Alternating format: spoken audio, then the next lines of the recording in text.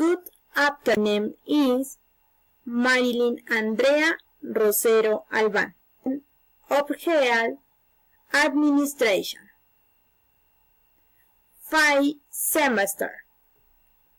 University UNAD on the environment.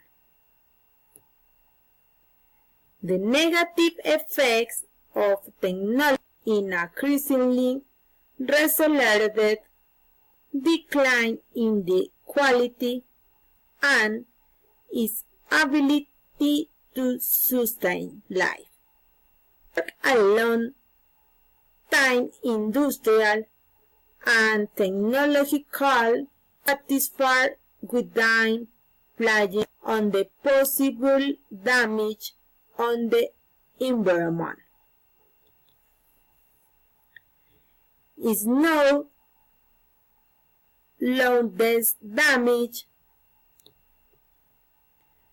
causing this damage human beings have learned the importance of have found such is solar. When all you are not depleted, not realize that the planet has damage. All are going to die. Future of the planet. The future die. I see it more complicated